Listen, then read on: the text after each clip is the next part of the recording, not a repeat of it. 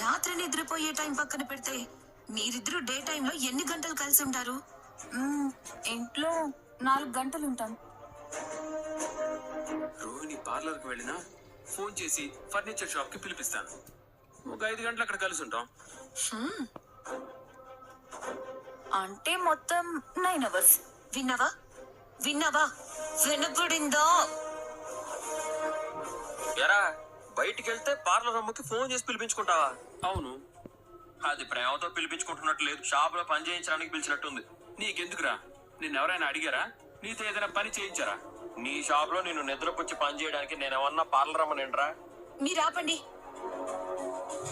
నీనా, మీరిద్దరూ ఎంతసేపు కలిసి ఉంటారు? ఉదయం 4 గంటలు, మధ్యాహ్నం కొంతసేపు, రాత్రి ఇంకొంతసేపు, మొత్తం 10 గంటలు. విన్నావా? వినబడిందా? చెవిలో పడిందా? రోజులో సగం కలిసే ఉంటారు, ఇంకో పవర్ రాత్రి పూట కలిసి ఉంటారు. ఇవన్నీ ఎందుకు అడుగుతుంది రవి? ఈ రోజు డబ్బింగ్ చెప్పిన సీరియల్ సీన్ ప్రభావం వదిన. ఒక అమ్మాయి భర్త టైం ఇవ్వడం లేదని విడాకులు తీసుకుంది. అందుకే ఇప్పుడు నన్ను పట్టుకుంది బ్రహ్మరాక్షసి. రేయ్, రోజులో నువ్వు నాతో 2.5 గంటలే కలిసి ఉంటున్నావు. అందులో బాధపడడానికి ఏముంది? ఇప్పుడు ఎక్కువ కలుసున్నా కొందరు బోరు కొట్టిందని విడిపోతున్నారు. నిజంగా ప్రేముంటే 24 గంటలున్నా సరిపోదు. అందరికి పనున్నా టైం కేటాయిస్తున్నారు. ఈ నైటులోడే నా మాట వినడం లేదు. మాట్లాడితే నీ తూ అని అంటాడు. నువ్వు నీతు పేరెత్తకు. ఆ, అందుకే అందరం కలిసి హనీమూన్ టూర్ లాగా మలేషియా వెళ్దాం అన్నాను.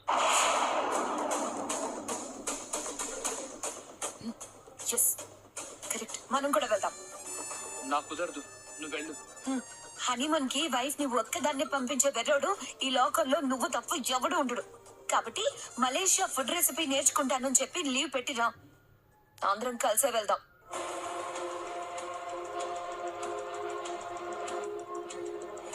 శృతి ఇటు తిరిగి ట్రిప్కి రెడీ అయిపోయిందే.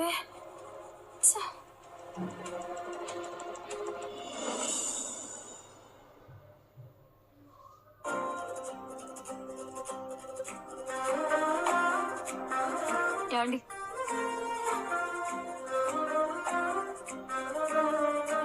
మీరు మలేషియా గురించి అబద్ధం చెప్పిన సంగతి మర్చిపోయారా? మర్చిపోయే సిచ్యుయేషన్ లో ఉన్నానా? అత్తయ్య మావయ్య వస్తామన్నారు. ఇప్పుడు రవి శృతి కూడా వస్తామంటున్నారు. రేపు నిజం బయట పెడితే మనం అందరినీ మోసం చేసినట్టు అవుతుందేమో. ఏం పర్లేదు, ఆ పార్లర్ అమ్మని చూసావు కదా, మనం మలేషియా వెళ్తున్నాం అన్న ఒక్క మాటకి ఎంత కంగారు పడిందో. అందుకే ఇలా చేస్తున్నాను. అసలు నిజం బయటపడాలంటే ఇలాంటి చిన్న చిన్న అబద్ధాలు ఆడాలి. పోనీ రవి శృతికైనా నిజం చెప్పేద్దామండి. వాళ్ళకి ఇప్పుడు నిజం చెప్పాల్సిన అవసరం లేదు, ఎందుకంటే వాళ్ళు లీవ్ తీసుకునే అవసరం రాదు. అంటే ఈ పార్లర్ అమ్మ ఎవరిని అంత ఈజీగా వెళ్ళనివ్వదు. ఏదో ఒక ప్లాన్ వేస్తుంది, చూస్తూ ఉండు. ఒకవేళ రోహిణి అడ్డుపడకపోతే, నిజంగానే మనం మలేషియా వెళ్లాల్సి వస్తే? అలా జరగదు, అలా జరిగే ఛాన్స్ లేదు. కానీ రవి శృతి మాత్రం నిజంగానే వెళ్ళాలి అనుకుంటున్నారు. మనం వెళ్ళకపోయినా వాళ్ళిద్దరే వెళ్తే వాళ్ళిద్దరికి మంచి టైం పాస్ అవుతుంది. ఇప్పటి వరకు వాళ్ళిద్దరూ ప్రశాంతంగా ఎక్కడికైనా వెళ్ళి ఏకాంతంగా గడిపిన సందర్భమే లేదు కదా. అవును, అందుకే చెప్తున్నాను, ఈ ట్రిప్ వాళ్ళకి హనీమూన్ లాగా ఉపయోగపడుతుందిలే. మనం కూడా ఇప్పటి వరకు ఎక్కడికి వెళ్ళలేదు కదా. ఏంటి ఇప్పుడు నీకు కూడా గుర్తొచ్చిందా? అలా కాదు, చిన్నప్పటి నుంచి నాకు కోరిక ఉండేది. ఏంటది? సినిమాల్లో చూపిస్తారు కదా, మంచు మధ్యలో కారులో వెళుతూ ఉంటే చుట్టూ పచ్చగా ఉండే తోటలు, ఎత్తుగా ఉండే కొండలు, అలాంటి ఊళ్ళకి వెళ్ళాలని. అంటే ఊటీ, కొడైకెనాల్ లాంటి ఊర్లా? దాందే ఉంది, మన కారులోనే వెళ్ళిపోదాం. జరిగే పనులు చెప్పండి. ఈ సమస్యలన్నీ సర్దుకున్నాక నిన్ను ఖచ్చితంగా ఊటీకి తీసుకెళ్తాను. అక్కడికే కాదు, నువ్వు చెప్పిన ప్రతి చోటకి తీసుకెళ్తాను.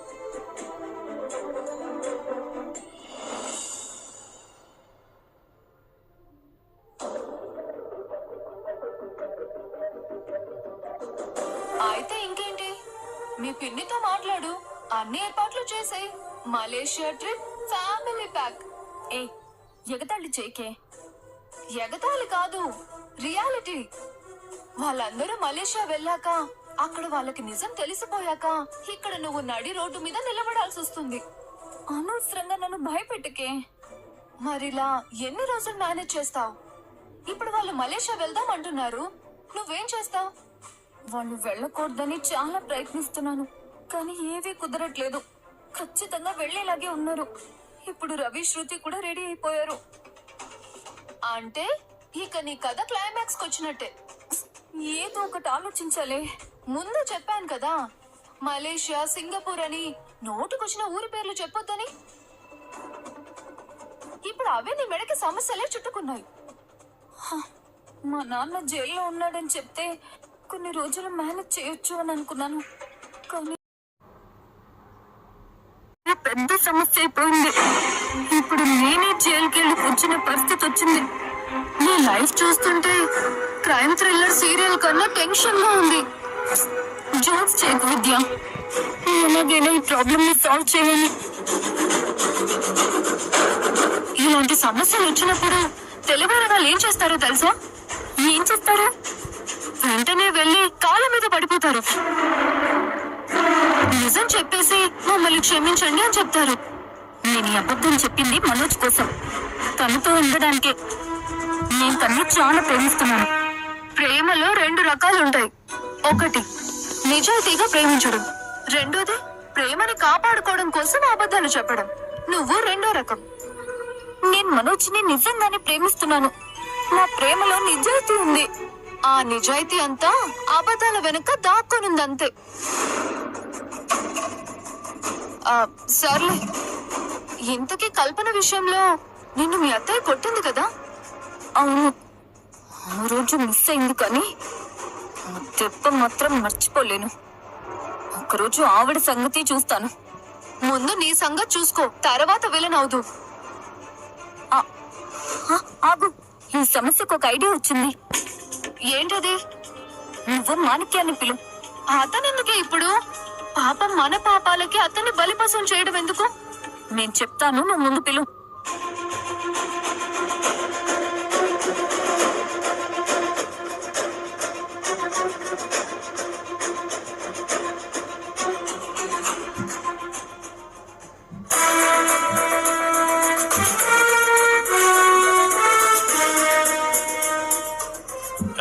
ఎలా ఉన్నావు?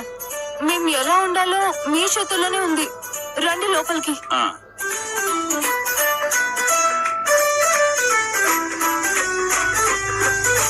అమ్మా, నువ్వు ఇక్కడే ఉన్నావా? నేను వెళ్ళొస్తాను. ఎక్కడికి పారిపోతున్నారు? మీతో చిన్న పని పడింది. నీ కోసం ఎన్నో పనులు చేశాను, కానీ ఆమెతో కలిస్తే నేను క్రిమినల్ లా మారిపోవాల్సి వస్తుంది. దయచేసి ఒక్క సహాయం చేయండి. నువ్వు హెల్ప్ అంటుంటే నాకు భయం వేస్తుందమ్మా. పోయినసారి మీనా వల్ల దొరికిపోయాను. ఇప్పుడు బాలు వస్తే నా షాప్ లోనే నన్ను ఎర్ర కుమ్మి ఏలాడదీస్తాడు. అబ్బో, అంత డ్రామా చేయకు. నీకింకా హాలీవుడ్ ఛాన్స్ కూడా రాలేదు. నాకు హాలీవుడ్ అవసరం లేదమ్మా, ముందు ఈ లోకంలో బతికితే చాలు. ఒకసారి నేను చెప్పేది వింటారా?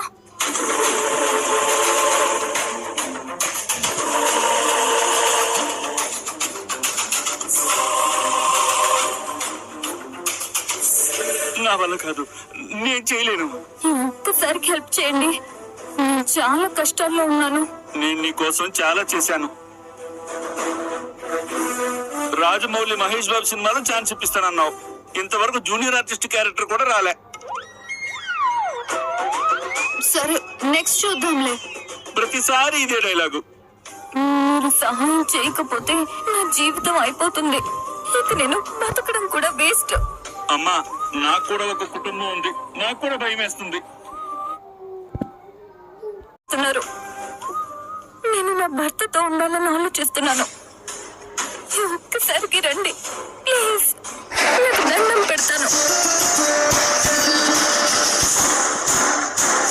నిన్ను చూస్తే పాపం అనిపిస్తుంది.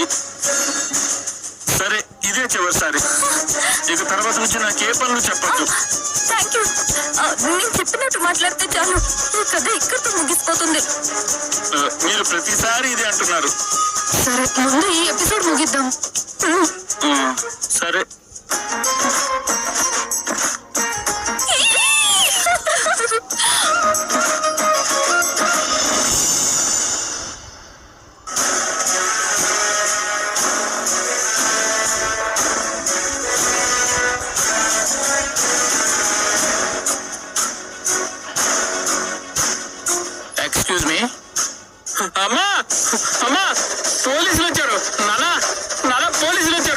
సార్ నేనేం చేయలేదు సార్, నాకేం తెలియదు సార్.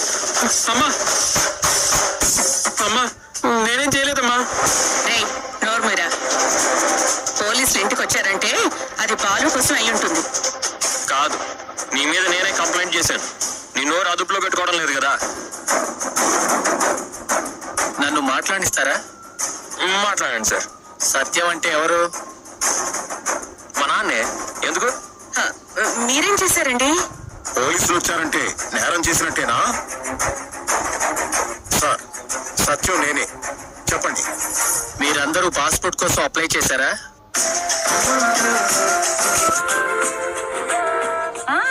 అవును, వచ్చాయా? ఇస్తారా? వెంటనే మలేషియా వెళ్ళిపోవచ్చా? అమ్మా, వాళ్ళు పాస్పోర్ట్ వెరిఫికేషన్ కోసం వచ్చినట్టున్నారు. ఆంటీ అప్పుడే మలేషియా వెళ్ళిపోయారు. కూర్చోండి సార్, కూర్చోండి. పర్వాలేదు సార్. పాస్పోర్ట్ కోసం అందరూ ఒకేసారి అప్లై చేశారేంటి? ఏదైనా ఫ్రాడ్ చేసి దేశం వదిలి పారిపోతున్నారా? ఫ్రాడా?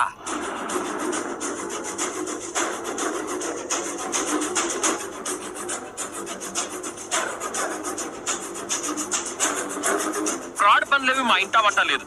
పక్క వాళ్ళది ఒక్క రూపాయి కూడా మింగేసే వాళ్ళు ఎవరు లేరు సార్. మా అత్తగారి సొమ్ము నయా పైసా కూడా చెప్పకుండా వాడుకునే వాళ్ళు ఎవరూ లేరు ఇక్కడ. మేము మలేషియా వెళ్దాం అనుకుంటున్నాం. టూరా? అవును, మా పార్లర్ మా నాన్న అక్కడ జైల్లో బిజినెస్ చేస్తున్నారు. బిజినెస్ చేస్తున్నాడు. జైల్లో ఉన్నాడంటే పాస్పోర్ట్ రాదేమో. జైల్లో బిజినెస్ ఏంటి? జైల్లో కటకటాలు సప్లై చేస్తూ ఉంటాడులేండి. చిప్పకూడు కాంట్రాక్ట్ కూడా ఈ మధ్య వచ్చింది. మలేషియాలో మీ నాన్నగారు ఉన్నారా? అవును. ఇదే మీ పర్మనెంట్ అడ్రస్సా సత్యం గారు? అవును సార్. మీ మీద పోలీస్ కేసేం లేదు కదా? పోలీస్ కేసా? హ్యాపీ, ఎప్పుడు పోలీస్ స్టేషన్ గుమ్మమే తొక్కలేదు. 24/7 సపోర్ట్.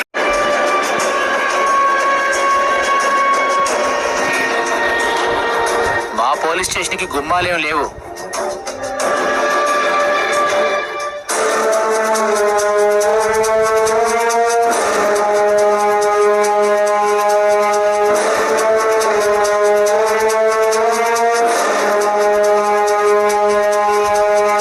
రోహిణి కోసం ఇంత నటిస్తున్నాను. ఇదే నటన సినిమాల్లో నటించుంటే ఈ పాటికి సూపర్ స్టార్ అయి ఉండేవాడిని.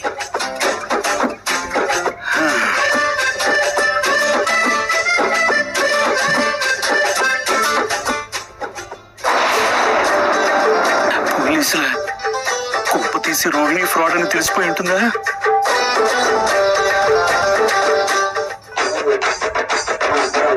ఇప్పుడు నేను వెళ్తే నన్ను కూడా లోపల వేస్తారా? ఏమండి, ఎవరు వస్తున్నారు చూడండి. మీరెవరు? మేకమావ. మా మేనమామ. ఈయన మలేషియాలో ఉంటానని చెప్పుకుంటూ ఉంటాడు, కానీ ఎప్పుడు ఇక్కడే ఉంటాడు. సరే, నేను వెళ్ళి క్లియరెన్స్ ఇస్తాను. మాణిక్యం గారు, మేము కూడా మలేషియా రావాలనుకుంటున్నాం. పోలీసులు పాస్పోర్ట్ గురించి ఎంక్వైరీ చేయడానికి వచ్చారు. వీళ్ళ నాన్నగారు జైలు నుంచి విడుదలయ్యారా?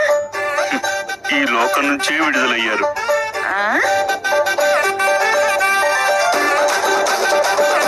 ఆ ఆస్తి పత్రాలు ఏమైనా తెచ్చారా? అస్థికలు తెచ్చాను.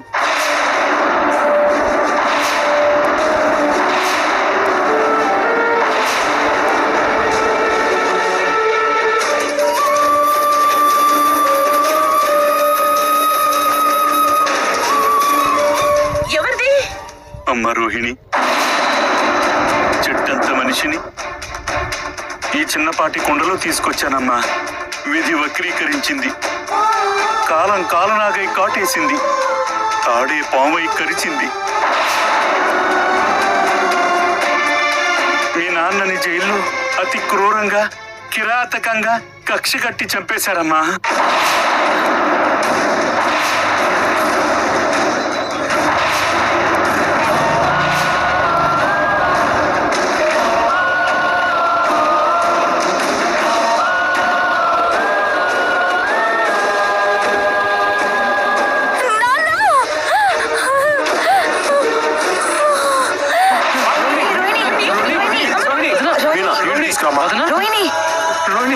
ఏమైంది రోహిణి రోహిణి రోహిణి రోహిణి రోహిణి రోహిణి రోహిణి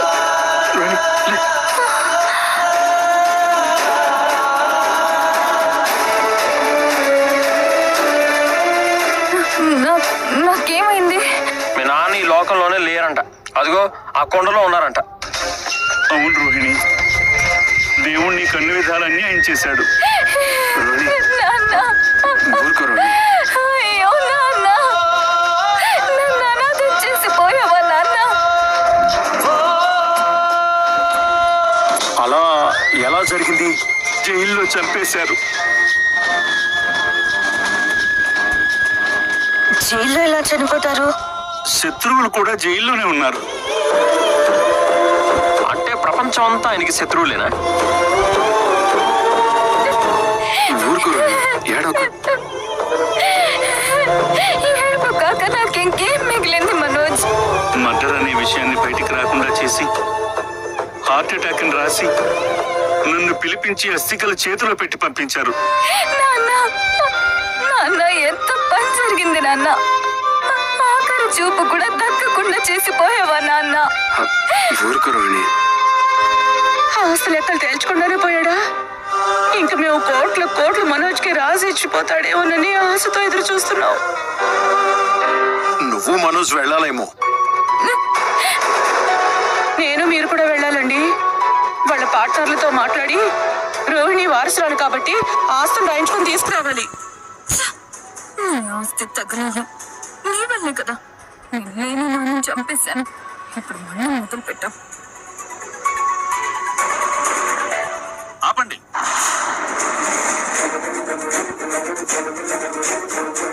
ఎవరెక్కడికి వచ్చేది? మేము కూడా మలేషియా వస్తాం. అస్థికలే ఇక్కడుంటే మీరంతా అక్కడికి వెళ్ళి ఏం చేస్తారు? అక్కడ ఆస్తుల కోసం ఆయన చంపేశారు. మీరు వెళ్తే మిమ్మల్ని చంపేస్తారు. రోహిణి వెళ్తే రోహిణిని చంపేస్తారు. ఏంటి వదులుకోవాల్సిందేనా? వారసురాలు ఇక్కడుంటే అక్కడ ఆస్తులు ఎవరు చూస్తున్నారు? నేను చంపేస్తాను.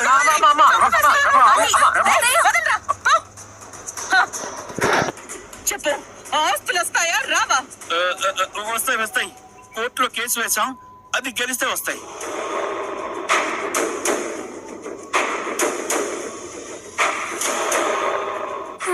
నాలుక కోసయ్యా, మళ్ళీ ఒక ఫిట్టింగ్ పెట్టావేంట్రా దరిద్రుడా. ఇప్పుడు చచ్చేదాకా ఎవరు కోర్టు కేసు గురించి అడిగి చంపుతుంది కదరా. కోర్టులో కేసు ఎప్పుడు గెలవచ్చు? ఆపండి అత్తయ్య.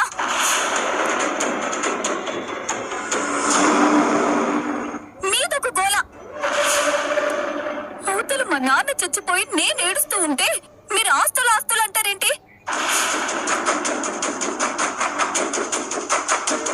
వెదవ ఆస్తులు పోతే పోయాయి. అవును, పోతే పోయాయి. వస్తుంది అని ఆశ పడితే బూడిదొచ్చింది.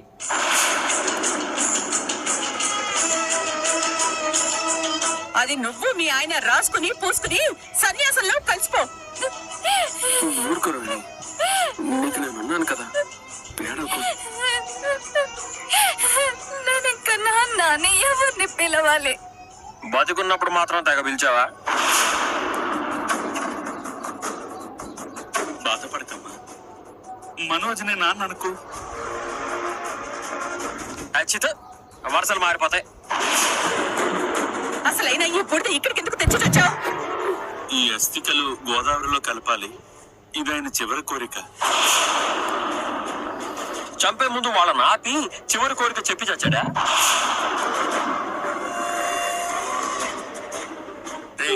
ఆగరా. మా నాన్న మొదటి నుంచి గోదావరిలో తన అస్థికలు కలపండి అని చెప్తూనే ఉండేవాడు. మనం మలేషియా వెళ్ళడం లేదురా. మన ట్రిప్ క్యాన్సిల్ చేయండి.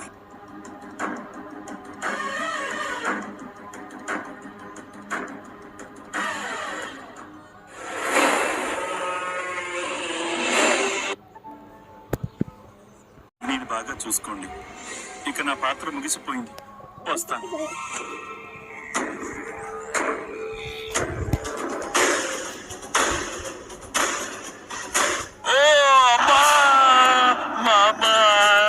నీ నోట్లో బూడిద కొట్టారే, నీ నోట్లో మట్టి కొట్టారే. ఆస్తికలే కాదు, ఆస్తులు కూడా గోదాట్లో కలిసిపోయినట్టేనే అమ్మా. నీకెంత పెద్ద కష్టం వచ్చి పడిందే అమ్మా. మలేషియా పేరు మళ్ళీ జీవితంలో ఎత్తకుండా ఎంత బాగా నాటకం ఆడారే అమ్మా.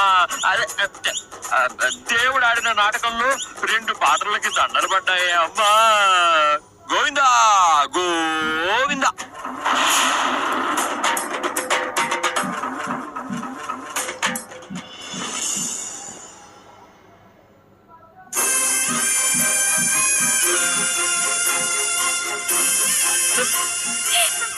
ఊరుకో రోహిణి.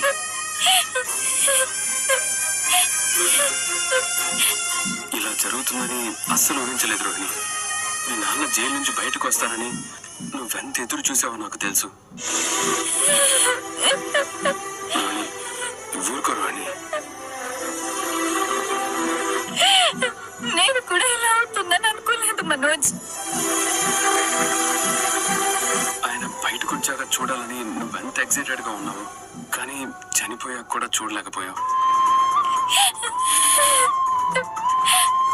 నువ్వు ఇది ఎలా తట్టుకుంటావో నాకు అర్థం కావట్లేదు రోహిణి. నువ్వు నా పక్కన ఉంటే చాలు మనోజ్, నాకెవరూ అవసరం లేదు. మీ నాన్న స్థానంలో నేను నిన్ను చూసుకుంటాను. నీకేం కావాలన్నా నేనున్నాను. నిజం చెప్పాలంటే నేను కూడా ఆయన్ని కలవాలనుకున్నా, కానీ చూడలేకపోయాను. ఒకవేళ నువ్వు మా నాన్న చూస్తుంటే నీకు చాలా నచ్చేవారు మనోజ్. ఆయన బయటకు వచ్చిన తర్వాత మనం మలేషియాకి వెళ్దాం అనుకున్నాం, అన్నీ ప్లాన్ చేసుకున్నాం. కానీ ఇప్పుడు అవన్నీ జరగవు. ఏం చేద్దాం రోహిణి, దీన్నే తలరాత అంటారు. ఏ జరిగినా నేను నీతోనే ఉంటాను. ఈరోజు షోరూమ్ కి లీవ్ పెట్టేస్తాను. వద్దు మనోజ్, నాన్న లేకపోయినా షోరూమ్ నీకుంది, బిజినెస్ నీకుంది. పని వదిలేసి కూర్చోకూడదని ఆయన చెప్పేవారు. పెద్ద బిజినెస్ చేసిన మనిషి కాబట్టి కరెక్ట్ గా చెప్పారు. మనం ఇద్దరం కలిసి ఎదగాలి మనోజ్, కలిసి పనిచేయాలి. సరే, అయితే నువ్వు 2 రోజులు రెస్ట్ తీసుకో. వద్దు, నేను ఇక్కడ ఒంటరిగా ఉంటే నాన్న గుర్తొచ్చి ఇంకా ఏడుస్తాను. నీతో షోరూమ్కి వస్తే కొంచెం నార్మల్ గా ఉంటాను. ఇలా ఏడ్చుకుంటూ కూర్చుంటే ఆయన తిరిగి వస్తారా? ఆయన లేరని యాక్సెప్ట్ చేయాలి. సరే, నీకేది మంచిది అనిపిస్తే అది చెయ్యి. ఒక్క నిమిషం.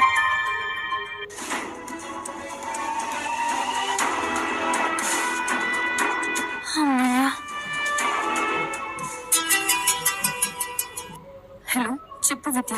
బిజీగా ఉన్నావా? మాట్లాడొచ్చా? పర్లేదు, చెప్పు.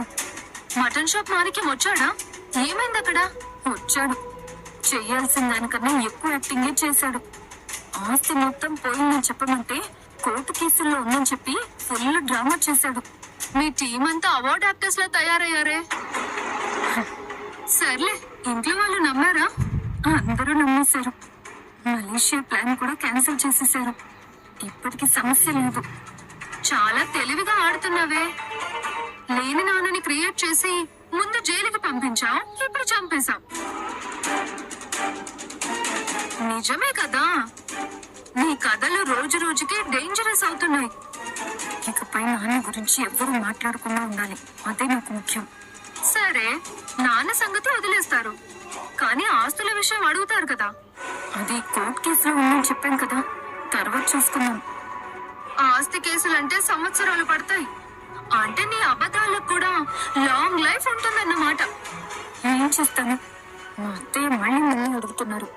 ముందు బిజినెస్ పెంచుకోవాలి, తర్వాత చూసుకుందాం. అంటే అప్పటి వరకు మేనేజ్ చేస్తావన్నమాట. ఇప్పటికి తప్పించుకున్నాను, కానీ తర్వాత ఏమవుతుందో తెలీదు. ముఖ్యంగా బాలు నేను ఉన్నంత వరకు నాకు టెన్షన్. వాళ్ళకేం తెలియకూడదు. ఇప్పుడు సమస్య సర్దుకుంది కదా, కొంచెం హ్యాపీగా ఉండు. సరే, నేను తర్వాత మాట్లాడతాను. 24/7 support when you need it. What a save.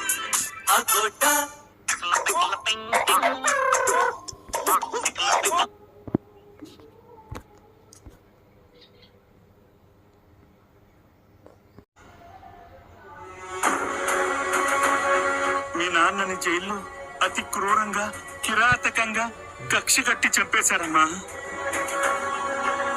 అవతల మా నాన్న చచ్చిపోయి నేను ఏడుస్తూ ఉంటే మీరు ఆస్తులు ఆస్తులు అంటారేంటి? ఈ అస్థికలు గోదావరిలో కలపాలి. ఇదాయన చివరి కోరిక.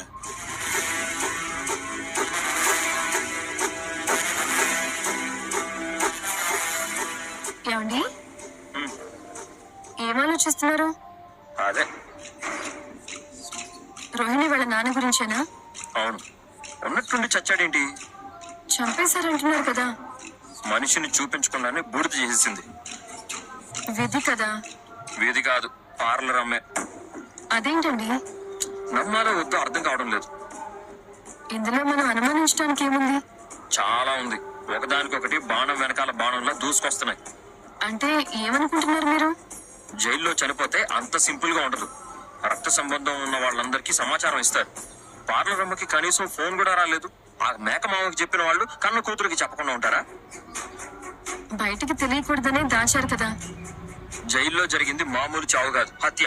దాచిపెడితే జైలు సిబ్బంది ఉద్యోగాలే పోతాయి. ఇంట్లో వాళ్ళకి ముందు చెప్పిన తర్వాతే మిగతా పంచనామా అది చేస్తారు. కానీ వాళ్లే అన్ని చేసేసి బూడిద పంపిస్తారా? అక్కడ చట్టాలు ఎలా ఉంటాయో మనకి తెలియదు కదా. అదే అక్కడే కొడుతుంది నాకు. మనకు అక్కడ చట్టాల గురించి తెలియదని పార్లర్ అమ్మ ఏది చెప్పినా నమ్మాల్సి వస్తుంది. అవును కదా. అంతేకాదు, ఒకవేళ హత్య జరిగితే చనిపోయిన వెంటనే చెప్తారు. కానీ చాలా రోజుల తర్వాత చెప్తారా? కూతురు కదా, బాధపడుతుందని చెప్పలేదేమో. నువ్వు ఒక వేరే మనలో కానివి. కూతురు బాధపడుతుంది, ఏడుస్తుంది, తలదాచుకుంటుంది అని కన్న తండ్రి చచ్చిపోతే కూడా చెప్పరా? కనీసం ఆ మేక మామైనా చెప్పాలి కదా. అతను మలేషియాలోనే ఉన్నాడంటారా? అదేంటి అలా అన్నావు? నాకొకసారి మనకొకసారి ఇక్కడే ఈ ఊళ్ళోనే కనపడ్డారు కదా. అది కూడా నాకు అనుమానమే. లేదు, నీ అనుమానం నా అనుమానం కలిసి తాడల్లినట్టు అల్లుకుంటూ పోయి చేంతాడంతగా మార్చి బావెంత లోతుగా ఉన్నా చేద వేసి తోడుతూ పోతే నిజాలు బయటకు వస్తాయి. అది మార్కాపురం కాదు, మలేషియా. మనం అక్కడికి వెళ్లి తవ్వాలంటే ఇక్కడ పనిని పాత్ర పెట్టాలి. ఎవరెలా చేస్తే మనకెందుకండి? అలా కాదు కదా. పార్లర్ అమ్మ ఫ్రాడ్ చేస్తోంది. మనోజ్ గాడి అమాయకత్వాన్ని ఆసరాగా చేసుకుని కథల మీద కథలు అల్లుతోంది. ఒక తప్పు దాచడానికి ఇంకో తప్పు చేస్తుంది. కానీ తెలివిగా చేస్తోంది, పట్టుబడకుండా చేస్తుంది. ఇప్పుడు మీరు ఏ మాత్రం తోడినా తండ్రి పైన దుఃఖంలో ఉన్న అమ్మాయిని ఏడిపిస్తున్నామని అందరూ తిడతారు. కానీ వదిలిపెట్టను. అన్ని అనుమానాలే. కన్న కూతురు పెళ్లికి తండ్రి రాలేదు. ఇప్పుడంటే జైల్లో చచ్చాడు. అప్పుడు బయట చచ్చాడు కదా, ఎందుకు రాలేదు? నల్లపూసలు గుచ్చే ఫంక్షన్ కి గ్యారంటీగా వస్తాడని చెప్పింది. ఆఖరి నిమిషంలో రాడని చెప్పింది. ఎందుకు రాలేదు? తర్వాత మలేషియా మావయ్యని దింపింది. వాడు నోరు విప్పితే మటన్ షాప్ ఓనర్ లా మాట్లాడతాడు తప్పితే ఏనాడు మలేషియా నుంచి వచ్చిన వాళ్ళ మాట్లాడు. తర్వాత జైల్లో ఉన్నానని చెప్పాడు. ఇప్పుడు మలేషియా వెళ్తాం అనగానే అక్కడ చచ్చాడని చెప్పింది. అంటే ఒకవేళ మనం వెళ్ళమని గ్యారంటీగా నమ్మితే రేపు చచ్చింది ఎవడో మా నాన్న బతికే ఉన్నాడని చెప్తుందా? యాండి, ఇందాక కళ్ళు తిరిగి పడిపోవడం కూడా నమ్మలేకపోతున్నానండి. మీరు చెప్తుంటే ఒకదానికొకటి అల్లుకుంటూ పోతుంటే నిజమే, రోహిణి ఎన్నో అబద్ధాలు చెప్పింది అనిపిస్తోంది. మలేషియా రహస్యానికి తాడుగట్టి ఇండియాకి లాక్కు రావాలి. పార్లర్ అమ్మ కథల మీద కథలు రాస్తుంది. రెండోసారి మనోజ్ గాడి చేత 45 లక్షలు మింగించిన మాయలాడి కదా. ఈసారి తెలివిగా జాగ్రత్తగా పార్లర్ అమ్మ రహస్యాన్ని బయట పెట్టాలి. పెడతాను. సరే, పాలు తాగి పడుకోండి. ఎవరికేం చెప్తున్నావు? ఏమైంది? పాలు తాగి ఊరికే పడుకోమంటావా? ఏమనుకుంటున్నావు? ఎవరెలా చచ్చారన్న తర్వాత నువ్వు నేనే ఉన్నావు. ముందు దగ్గరికి రా. మీరు దగ్గరికి వస్తే నేను కాదంటానా? అయ్యయ్యో, మాటలతోనే మొత్తెక్కిస్తున్నావే.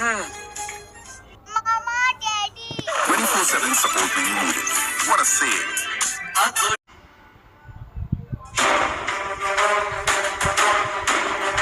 అయితే మలేషియా వెళ్ళటం లేదా? నీకు బాగా ఆనందంగా ఉన్నట్టుంది. అవును, మరి మటన్ తెచ్చి ఫంక్షన్ చేయాలని ఉంది. మరి ఏంటి? లేకపోతే ఏంటి? నేను ఊరికే అడిగాను, ఊగిపోతావేంటి? నా బాధ నీకేం తెలుసు?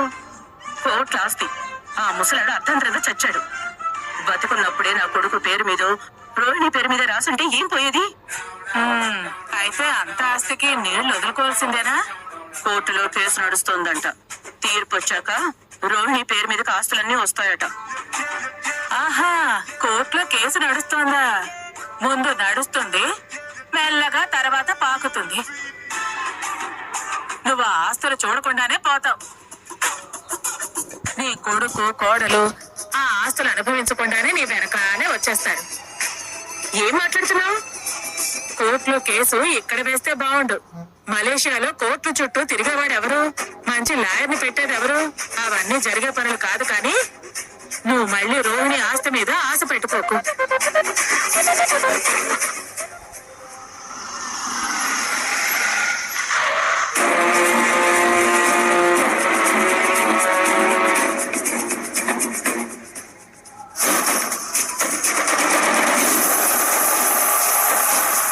మీనా జీవితం మలుపు తిప్పడానికి పునాది వేయబోతున్నాను. అంటే ఏం చేస్తాను మేడం? మీనా అత్తగారిని నా గ్రిప్ లోకి తెచ్చుకోబోతున్నాను. నువ్విక్కడే ఉండు. అలాగే.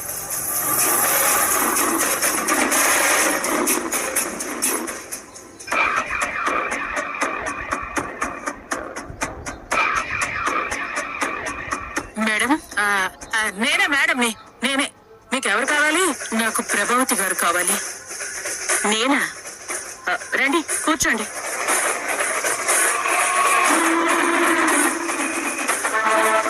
నమస్తే అండి. నమస్తే. చెప్పండి. నేను మీ గురించి విన్నాను. ఈ వయసులో కూడా మీరు అద్భుతంగా నాట్యం నేర్పిస్తున్నారని ఆ నోట ఈ నోట విన్నాను. ఏ నోట విన్నా ఇప్పుడు ఆవిడ నేర్పించే మూడ్లో లేదు. కలిసి వస్తుందన్న ఆస్తి గోదాట్లో బూడిదే కలిసిపోయిందని కుళ్ళు ఏడుస్తోంది పాపం. కామాక్షి, నిజమే కదా చెప్పాను. నువ్వు బాబు, మీ పిల్లల్ని చేర్పించాలనుకుంటున్నారా? లేదు, నేనే నేర్చుకోవాలనుకుంటున్నాను.